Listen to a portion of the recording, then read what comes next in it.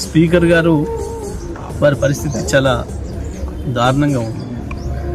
ఆయన ఆత్మసాక్షిగా పనిచేసే పరిస్థితులు లేడు, చట్ట ప్రకారం కూడా పనిచేసే పరిస్థితుల్లో లేడు.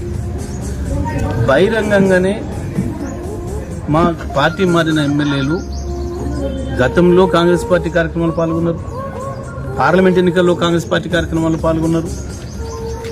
మేము అవన్నీ కూడా సబ్మిట్ చేసినాం. కాంగ్రెస్ పార్టీ సమావేశాలలో పాల్గొన్నారు, హైదరాబాద్లో జరిగిన ఏఐసిసి సభలలో పాల్గొన్నారు. అన్నీ కూడా కాంగ్రెస్ జెండా వేసుకొని తిరుగుతున్నారు. అన్నీ సబ్మిట్ చేసిన దానికి కూడా స్పీకర్ గారికి కనపడలేదట.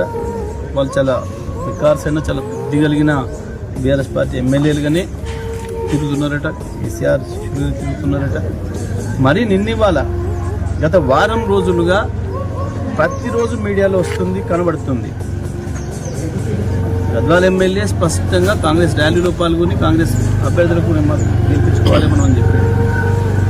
జగిత్యాలనైతే స్పష్టంగా జీవన్ రెడ్డి గారు బహిరంగంగానే స్టేట్మెంట్ ఇచ్చిండు. మా 30 సీట్లు కాంగ్రెస్ పార్టీ సీట్లు ఎట్లు ఇస్తావు నువ్వు, నేను ఎట్టి బస్సులో ఒప్పుకోను, 50 సీట్లు నాకు కావాలని ఆయన సంజయ్, డాక్టర్ సంజయ్ ఎమ్మెల్యే ఇంత స్పష్టంగా కనబడుతుంది. అయినా సరే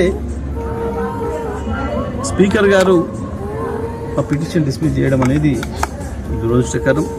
వీళ్ళకి ఏమాత్రం చట్టం అంటే గౌరవం లేదు, న్యాయం అంటే గౌరవం లేదు. తప్పకుండా మేము కోర్టులో తేల్చుకుంటాం. వాళ్ళని డిస్క్వాలిఫై చేయడం అనేది ఖాయం. స్పీకర్ గారి ఏకపక్ష నిర్ణయాన్ని ప్రజలందరూ కూడా గమనిస్తున్నారు. ఏమాత్రం ఆయన ఒక స్పీకర్గా న్యాయబద్ధంగా ప్రవర్తిస్తలేరు అనేది స్పష్టంగా అర్థమవుతుంది. వీటన్నిటి ప్రభావం కూడా స్థానిక సంస్థల ఎన్నికలు కూడా పడుతుంది, మున్సిపల్ ఎన్నికలు కూడా పడుతుంది. ప్రజలు సరైన బుద్ధి చెప్తారు. ఓటు ద్వారానైనా మేము వాళ్ళని డిస్క్వాలిఫై చేయిస్తాం, వాళ్ళని ఓడగొట్టి తీరుతాం.